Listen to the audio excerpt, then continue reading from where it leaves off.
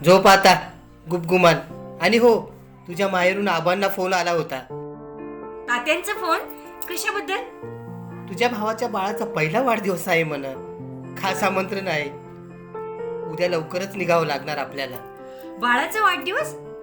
पण तात्या बोलले कशी नाही मला काही. अगं विसरले असतील सांगायला. झोप आता गुपचूप.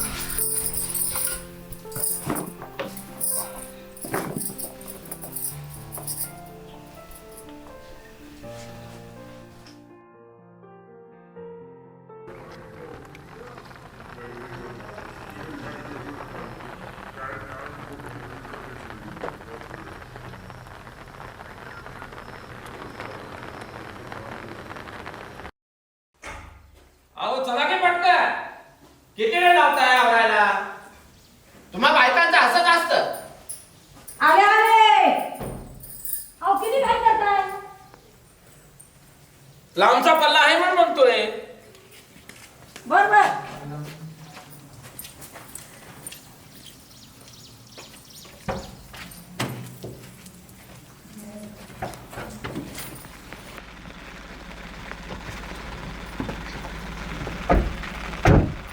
आता ढळावर गाडी.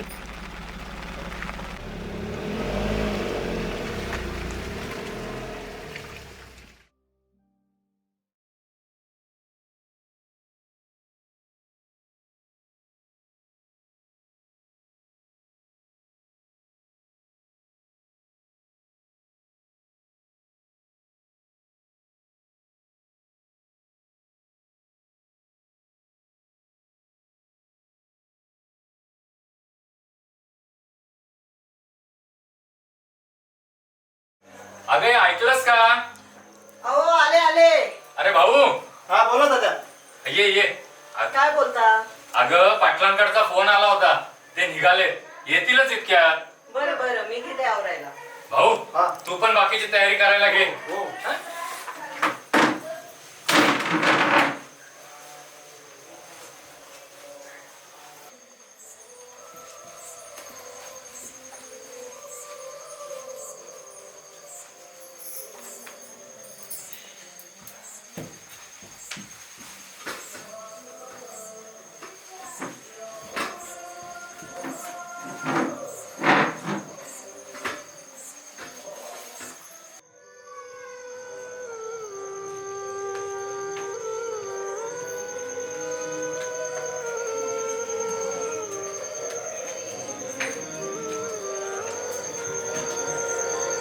राम राम पाटील. राम राम राम. या या या या या या पाटील या. अव समजे तुमचीच वाट बघत्यात. बसा. नमस्कार नमस्कार. नमस्कार. वहिनी कुठे आहेत? हाय आतमध्ये. नमस्कार. बसा. अरे ये बेटा ये. अंजली तुझा आतमध्ये. आई केव्हाची वाट बघते.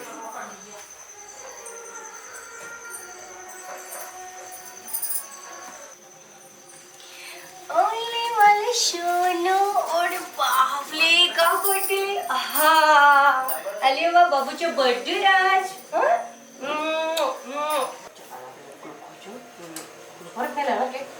अरे बापले पप्पानी केक आणला. आम्हाला केक खायचा. अरे शोनो बाबू आपले केक खायचा. लांब राहा माझ्या बाळापासून.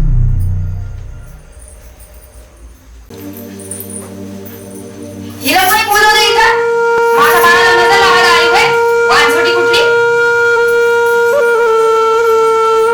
शांत बस जरा. पण सांभाळून बोल. मुलगी आहे ती माझी आणि तुझी नणंद. वयाचा नाताचा भान ठेव जरा. घ्या घ्या, तुम्ही तिचीच बाजू घ्या. पण माझ्या बाळाजवळ सुद्धा नकोय ती मला. आणि जा म्हणावं इथून निघून.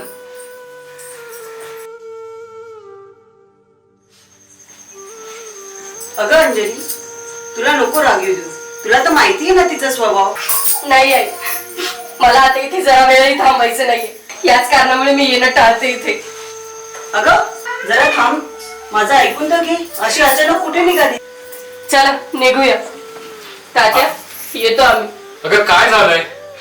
हे कुठे निघाली इतकी रागत? कोणी काही सांगेल का मला? जाऊन विचारा तुमच्या सुनेला. हा? अगं अंजली जरा थांब. ऐकून तर घे माझं.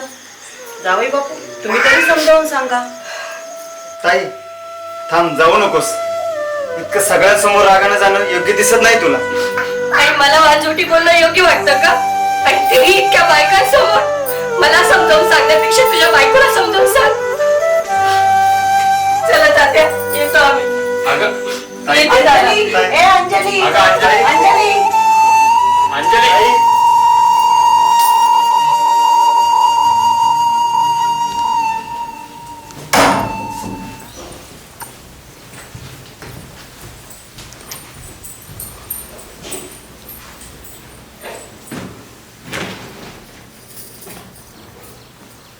काय गरज होती तुला तिथून रागाने यायची? आणि माझं तिथे एवढा अपमान झाला ते बरं तुम्ही सहन केलं. आता काय चुकीचं बोलली ती? बरोबरच तर बोलली. किती बरेच झाले लग्नाला तुझ्या. आमच्या घराला एक वंशाचा दिवा नाही देऊ शकली आणि वर तोड करून बोलते. लाज नाही वाटत तुला? शांत बसा. रात्र खूप झालेली आहे. गुमान झोपा आता.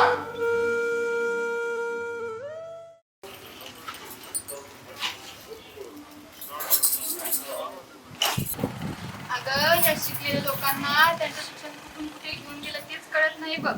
बाई म्हणजे फायद्यापुरती वापरायची वस्तू करून ठेवली हाय बघ. का ग अशी काय म्हणते बाया तू? अगं मी ते शेजारच्या अंजलीचं बोलतीये. अगं बाया मला समजायला असं सांग की जरा. अगं ही शिकलेली माणसं सुद्धा बायला उत्पादनाचं साधनच समजतात. इथंच ह्यांची लायकी कळते. कारण रात्री अंजलीच्या घरी फार गोंधळ झालाय. नवरा आणि सासू दोघं पण तिला लय हिनवत होते बघ. गोंधळ म्हणजे नेहमी सारखंच की वांजलं मला मग काय म्हणणार? अगं वांजपणा कोणी काही इकत आणत नाही.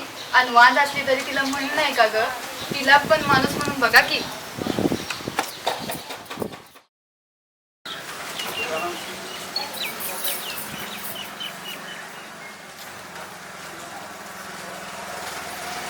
वहिनी साहेब नमस्कार नमस्कार. आज चक्क पायी आणि दादा नाही आलो आहे सोबत. नाही मीच नाही बोलले त्यांना आणि तशी होती सोबत. बर बर काळजी घ्या. अरे ही पाटलाची सुनणार. अरे लग्नाला इतकं वर्ष झाले अजून पोरुसर नाही असं ऐकलंय. अरे बाई तशी चांगली आहे पण काय करणार बिचारीला घरी लय त्रास आहे. कशाचा त्रास? अख्खं गावीला वाज म्हणतोय पाटलाच्या परत आयुष्य बरबाद केलं हिनं. हळू बोल पाटलाची सून आहे विसरू नकोस.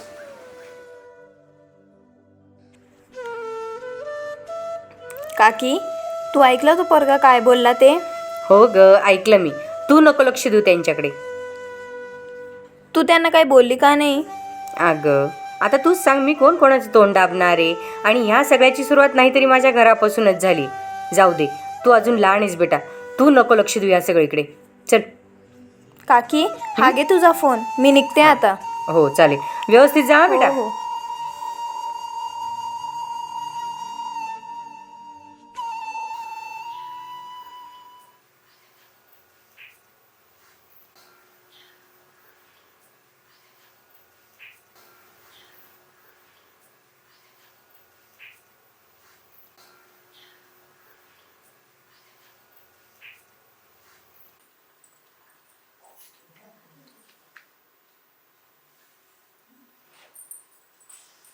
अरे वा कधी आलीस तू? झाला तासभर. अरे बस.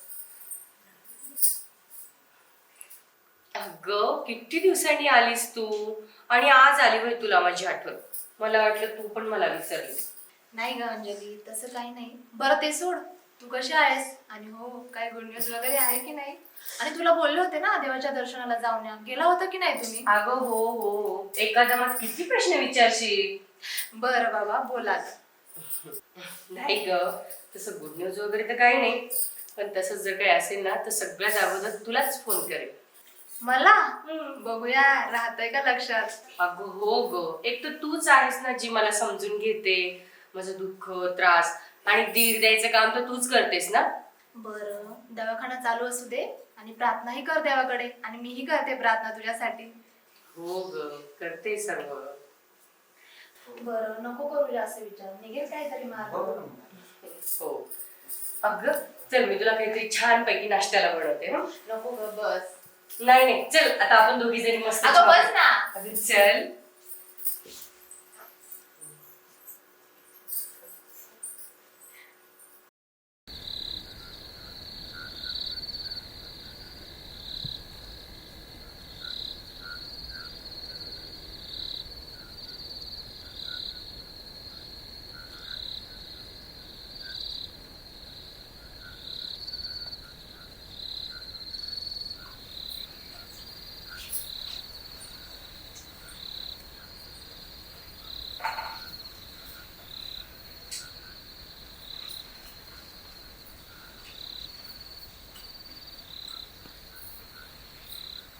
मुंबई तुम्ही बी घ्या की जेवण.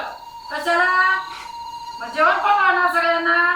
सगळ्याचं झाल्यावर गेलं ती आधीच पनवती लावली घरात, आता 2 घाट सुद्धा खाऊ जाऊ समजत नाही. तुम्ही काय बी कसं बोलता हो? गपचूप जेवा की. तुम्ही घ्या जेवण. तशी पण मला आता भूक नाही. कशी लागेल भूक? माझ्या पोराचं वाटोळ करून पोट भरलं असल. कुठल्या मुहूर्तावर या अवकाश बरोबर लग्न केलं आणि वांजुटी नशिबात पडली. अहो गप्पा की जरा. बा डॉक्टरकडे कधी जायचंय? कधी बोलवले त्यांनी? उद्या सकाळच्याला 10 वाजता बोलवलंय डॉक्टरांनी. चाचण्या केलाय, रिपोर्ट पण घ्यायचे. बघूया डॉक्टर काय म्हणतात. बरोबर, जावा मग उद्या दोघं. सुनबाई काय काळजी करू नका, समजा नीट होईल.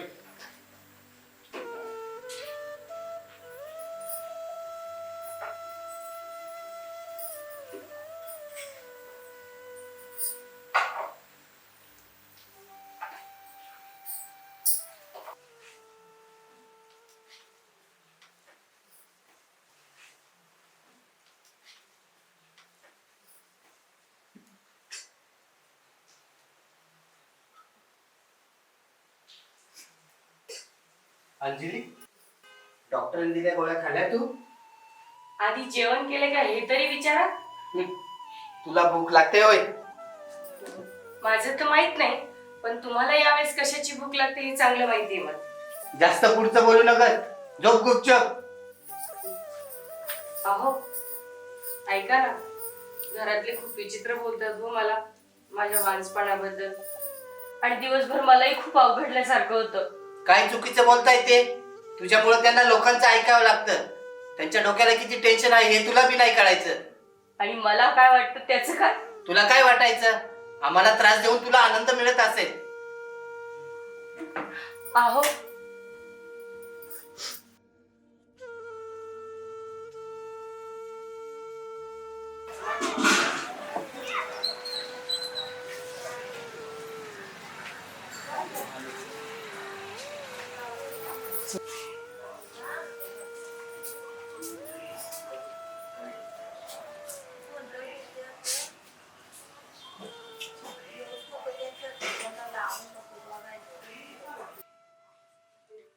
नमस्कार डॉक्टर.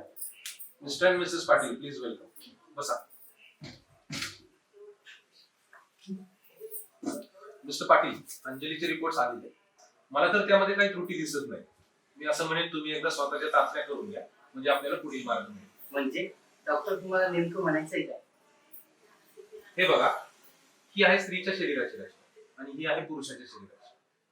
तुम्ही मला हे का दाखवताय? दर 26 दिवसानंतर स्त्रीच्या शरीरामध्ये एक अंड तयार होत असतं आणि जर त्याचं फलन नाही झालं तर ते शरीराबाहेर सोडलं जातं. बरं, मग जर अंड तयार होण्यामध्ये किंवा बीजवाहक नलिकामध्ये काही अडथळे असतील तर अंड्याचे फलन होण्यासाठी अडचणी निर्माण होतात. पण त्याचा माझ्याशी काय संबंध डॉक्टर?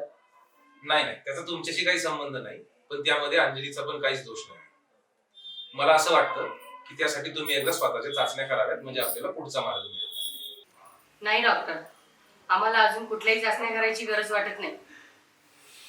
मग आपल्याला पुढील मार्ग कसा मिळणार? मला आमच्या यांच्या चाचण्या करून कुठलेही दोष शोधायचे नाही. काही दोष असलाही ना तरी मला काही फरक पडत नाही. हा अंजली, अशी अर्धवट माहिती घेऊन काय सांगेल? शरीराची चाचणी करून योग्यता ठरवण्यापेक्षा मेंदूच्या विचारांची चाचपणी करून योग्य ते ठरवू आम्ही. चला.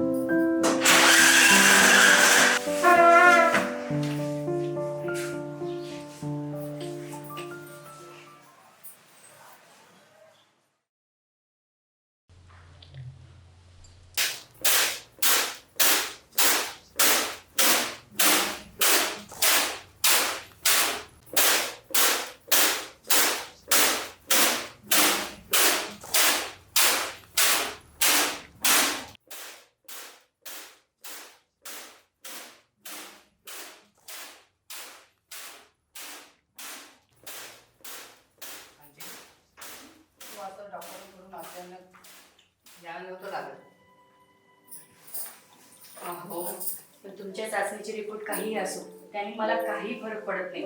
तुम्ही माणूस म्हणून मला मान्य आहात. पण या घरच्या वंशाचं काय? वारसा रक्ताचा खानदानाचा चालवण्यापेक्षा विचारांचा चालवावा. आणि वारसदार रक्ताचाच हवा असं कुठे लिहून ठेवलंय का? अगं हे पुस्तकात वाचायला ठीक आहे, पण तेच तर प्रत्यक्षात आपल्याला करून दाखवायचंय.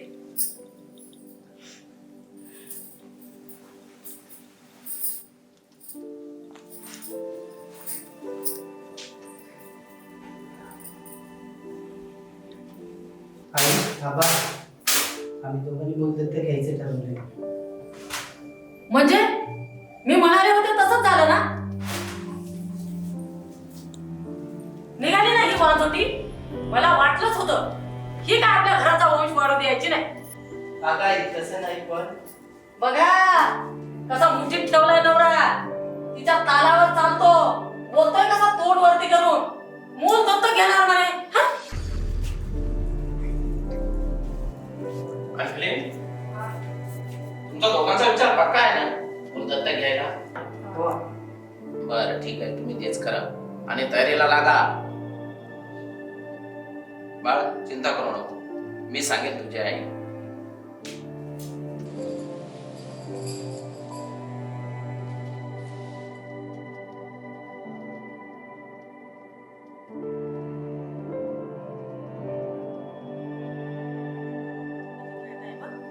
घे बेटा ते, घे घे घे घे घे.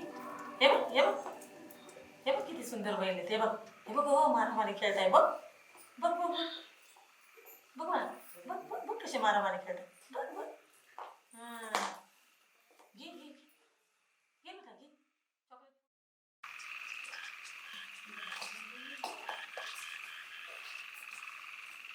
पाटील, अहो पाटील आहेत का?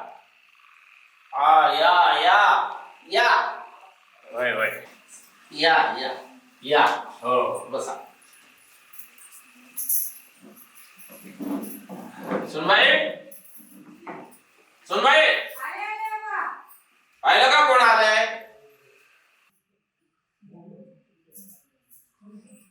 तुम्ही आल्यानंतर अंजलीला खूप आनंद होतो बरं का. आई हवं तुम्ही असे अचानक एखादा फोन तर करायचा ना. नमस्कार करत्या. होय बेटा, अगं बरेच दिवस झालं नातवाला पाहिलं नव्हतं, म्हटलं आज बघूनच यावं. वय आणि तुझ्या भाऊजाईने पण तिला पाहिलं नव्हतं म्हणून सर म्हटलं ती पण पाहून घे तुझ्या बाळाला. पण ही बाळ आमची चालली दत्तक घेतली आम्ही हिला. तुमची सासूबाई? सासूबाईंचा तसं आधी नाकारच होता आणि आबांचं तसं मात्र काही नव्हतं. पण सासूबाईंना हिचा इतका लढा लागलाय की तुला काय सांगू कसं. होय आता एक वेळेस ती अंजलीशिवाय राहील पण माझ्याशिवाय अजिबात नाही. आणि ती आल्यापासून आमच्या घरात आनंदाचं वातावरण आहे बघ. ताई मी खरंच होते, मला माफ करा. त्या दिवशी नको नको ते वाईट वाईट बोलले तुम्हाला. मला माफ करा. अगं वेळी माफी कसली मागते. आणि तुला तुझी चूक कळाली हेच खूप महत्वाचं आहे. तुझा माझ्याबद्दलचा विचार बदलला ना बस. होय अंजली, अगं तिला तिची चूक कळली आहे बघ. तुम्ही एक अनाथ मूल दत्तक घेतलं आणि ती एक मुलगी, तिचा सांभाळ करताय. तुमच्या या विचारानं समाजातील अनेक लोक सुधारतील आणि आम्हाला पण तुझं खूप कौतुक आहे बेटा. खरं आहे बेटा. बरोबर बोलीस बघाय. अरे बोलायच्या नादात मी पाणी द्यायचं पण विसरले. वहिनी तू बस. काय सांगायचं, आनंद घरामध्ये वाढवतात म्हणून एवढं आनंदाच्या घरामध्ये पाणी द्यायचं.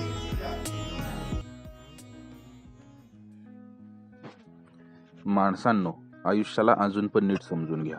मानवाच्या उत्क्रांतीचा किंवा उत्पत्तीचा इतिहास म्हणजे माणूस पृथ्वीवर प्रथमतः जन्माला कसा आला याचं ज्ञान फक्त पुस्तकातच अडकून राहिलं आहे. एखाद्या माणसाचं जन्माला येणं हे दुसऱ्या कोणाच्या फायद्यासाठी किंवा स्वार्थासाठी नसून त्याचं त्याला जगून घेण्यासाठी आहे. अर्थात दुसऱ्या कोणाला जाणीवपूर्वक त्रास न देता. स्त्रीच्या बाबतीत तर हे कायमस्वरूपी राहूनच गेलं. तिला स्वतःसाठी कधी जगताच आलं नाही, आज सुद्धा जगता येत नाही. वांझपणं ही जन्मता येणारी गोष्ट आहे. मग ती स्त्री असो किंवा पुरुष. पण समाज शिक्षित होऊन सुद्धा साक्षर होऊ शकला नाही, म्हणजे अजून सुद्धा मेंदूने निस्वार्थी होऊ शकला नाही. त्यामुळे वांजपणा स्वीकारू शकला नाही. त्यामध्ये स्त्रियांचा वांजपणा अधिक ठळक होत गेला आणि पुरुषांचा अंधुक.